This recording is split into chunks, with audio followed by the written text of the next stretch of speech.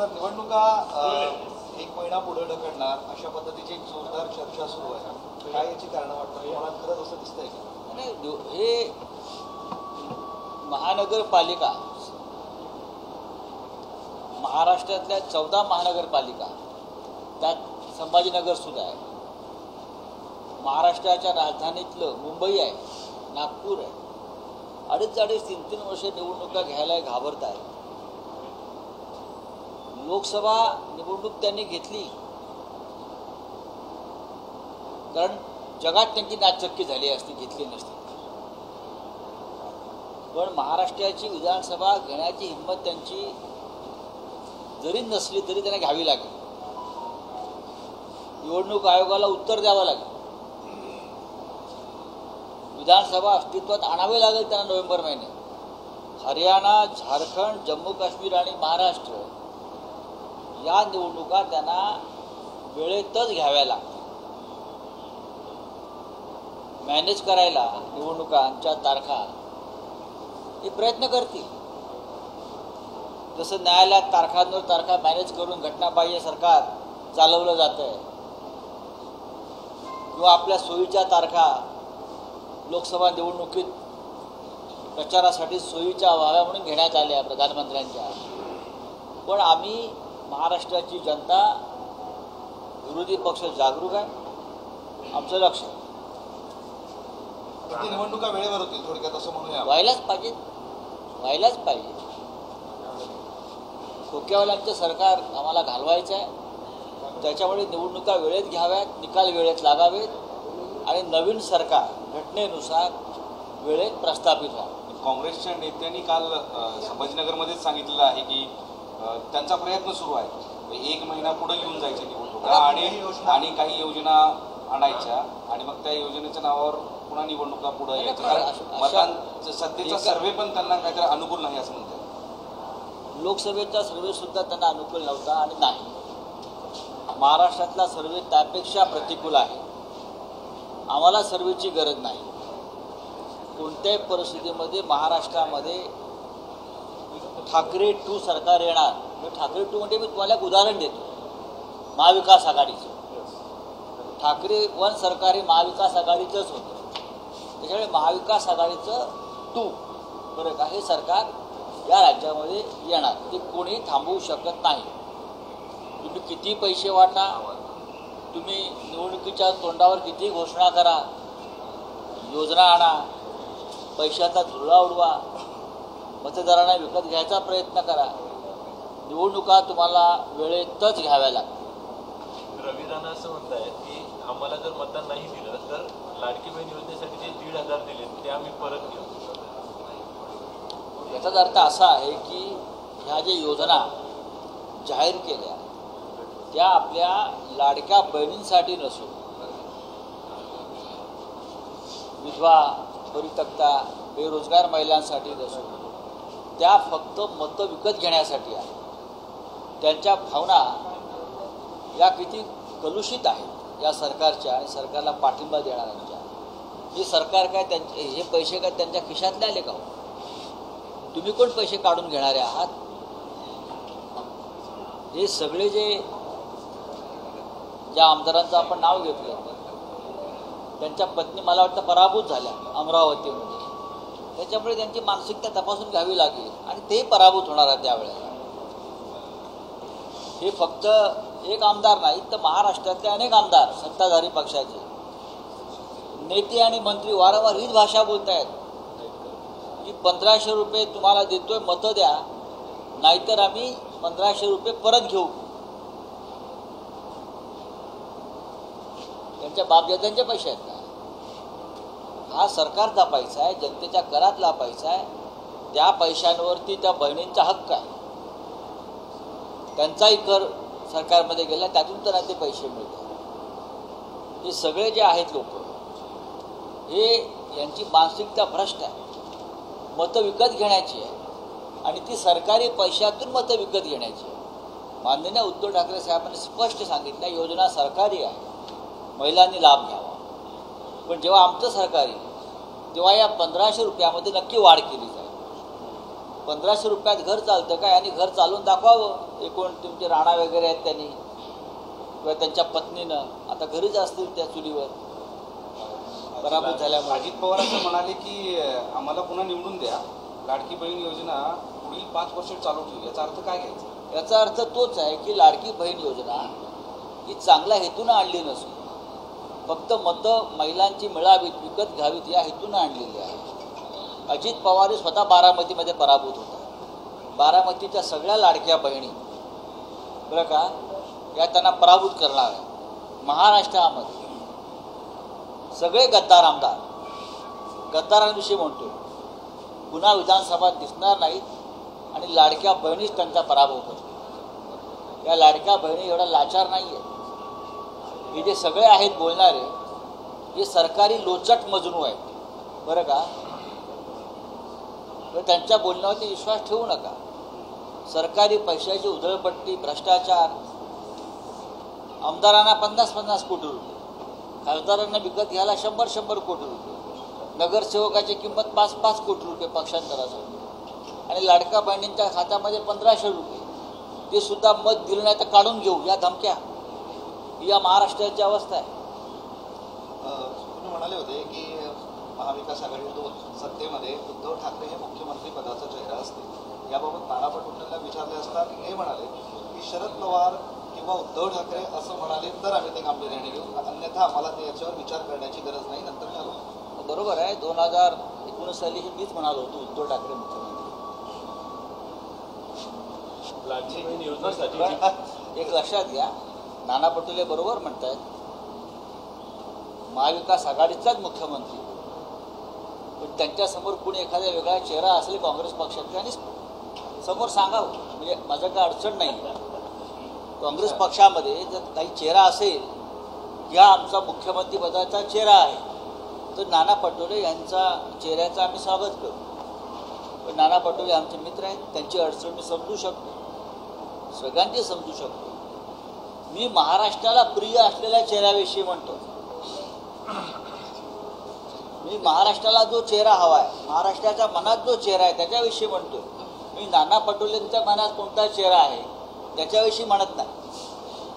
मी महाराष्ट्राच्या 11 कोटी जनतेच्या मनात कोणता चेहरा आहे, कोणता फेस आहे याच्याविषयी म्हणण्याचा मला नक्की अधिकार आहे.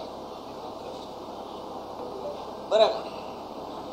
याचा अर्थ काय समजायचा? याचा अर्थ काय नाही. काँग्रेसकडे चेहराच नाही असं नाही नाही समजायचं नाही, का? असं नाही की त्यांनी सांगावं, त्यांनी सांगायला पाहिजे. लोकशाही आहे.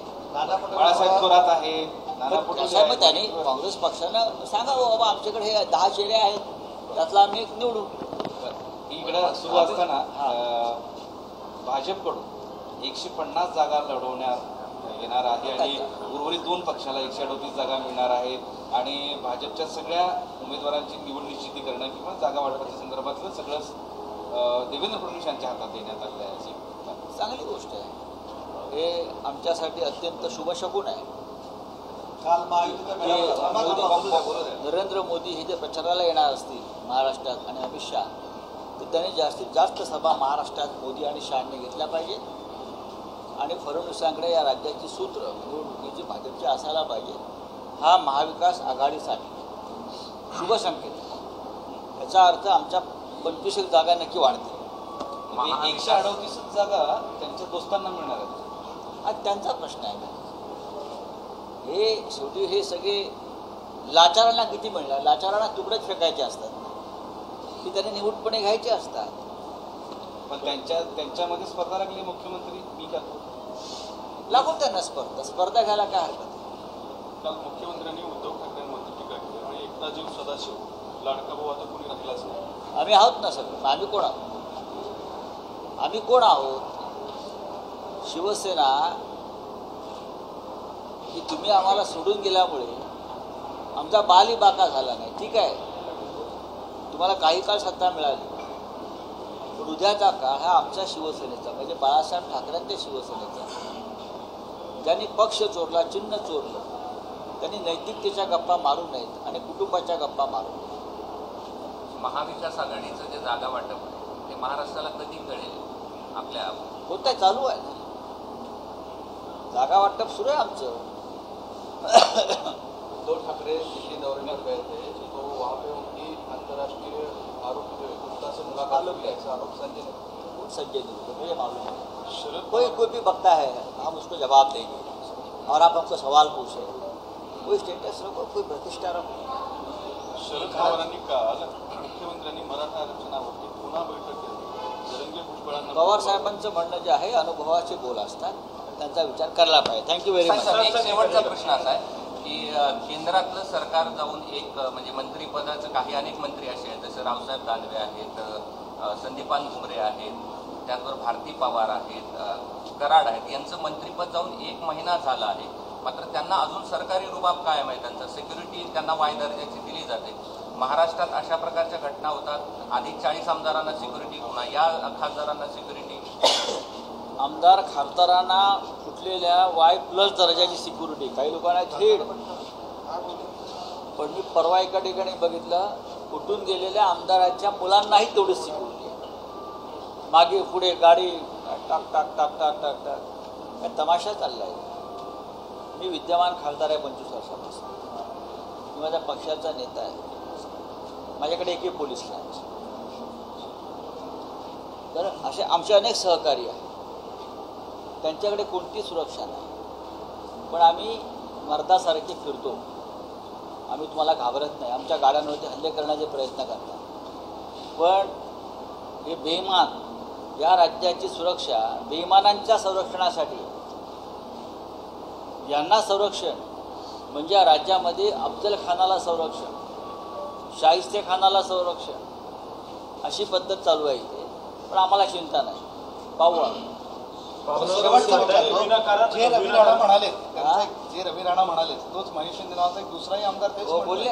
की स्क्रुटिनी ही करणार, त्यांची मानसिकता आहे. ही त्यांची मानसिकता आहे की आम्ही तुम्हाला पैसे देतोय, तुम्ही आमच्या गुलाम.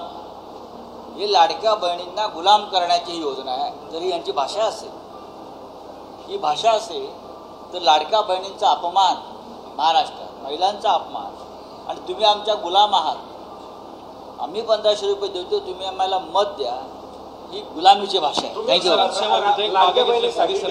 सर्व कामं थांबवण्यात आलेली आहेत, सर्व कामं थांबवले. प्रसारक सेवा मध्यप्रदेश लाडक्या बहिणीचे पैसे मिळाले म्हणतात काय 2-3 महिने झाले आहे ते, त्या सत्य आहे.